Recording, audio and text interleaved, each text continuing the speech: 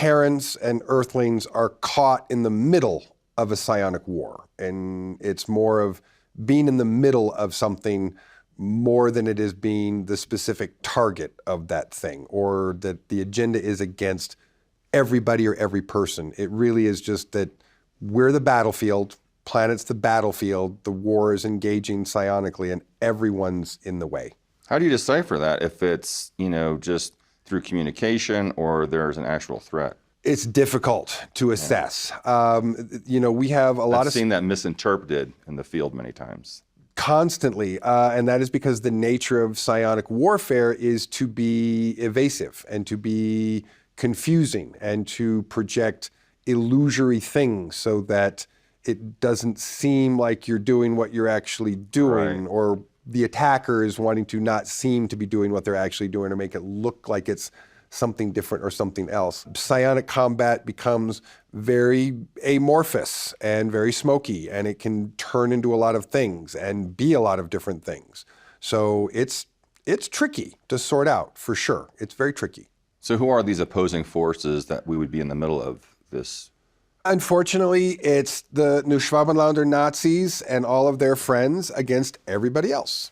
So more specifically, what does that mean, Randy? The Neuschwabenländers, who are, leftover Nazis, are going to do like Nazis do, which is try to take over the world because they have an agenda in which they don't think that anybody else's ideas should be valid. They don't think that anybody else's genetics should be valid, and they don't think that anybody else's way of doing anything should be valid as well. So they have through their own philosophy, which to impose that upon everyone in the world, to have their vision of the world enacted, in which they have some friends and some allies, and to which everyone else is on the other side. So those friends and allies are extraterrestrial or human? There are some Terrans. And there's some countries that are supporting and going with that agenda. I don't know if I want to name names in this case or not, but there are certainly some extraterrestrial friends, but we're mostly talking about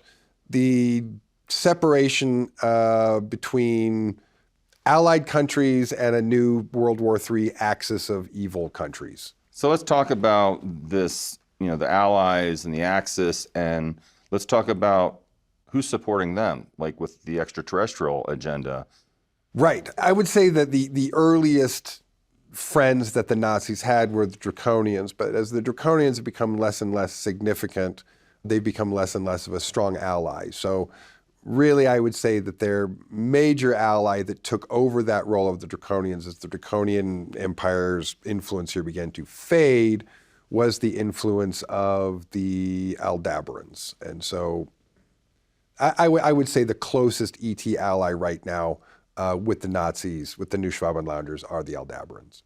So they're supporting a negative agenda. Absolutely. For our humanity. Yeah. Let's talk about their physical characteristics for the audience.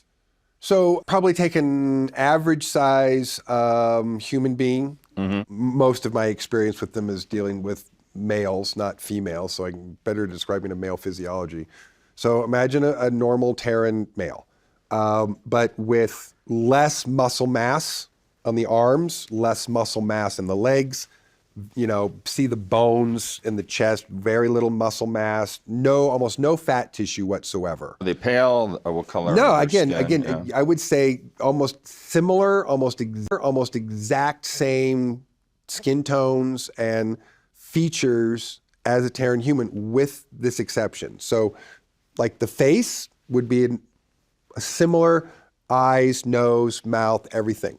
From here, where my fingers are, back is like, if you were to just draw a bigger mound around someone's head that extended an extra couple of inches to the side, to the back, to the top, from here back, that had no hair and looked like you could see the brain through the top of the skull, but you can't. I don't know how else to describe that, but the brain size is actually quite large. They're very psionically developed, but my understanding is they are also a prime example of what happens when a civilization, species chooses to go up the spiral of development and get to a certain point and then stop and get lazy.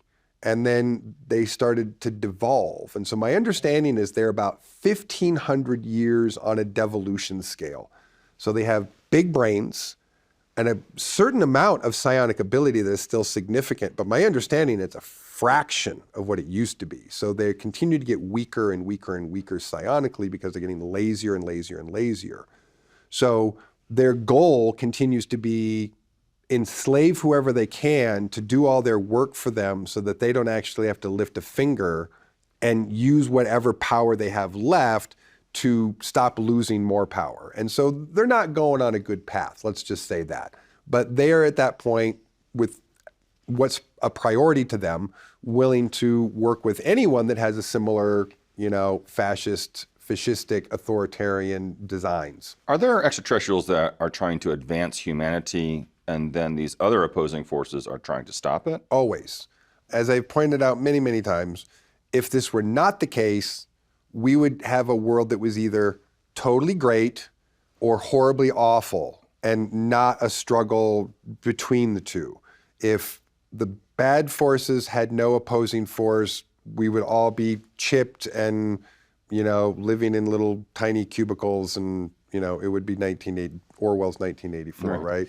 If the good people were totally in charge and had no opposing force to them, then we would be living in a fabulous world and everything would be great and there would be no problems. So the fact that neither of these things is true is how we know there is a conflict between these two forces. Because as long as there is a conflict between these two forces, we will see these things fighting themselves out.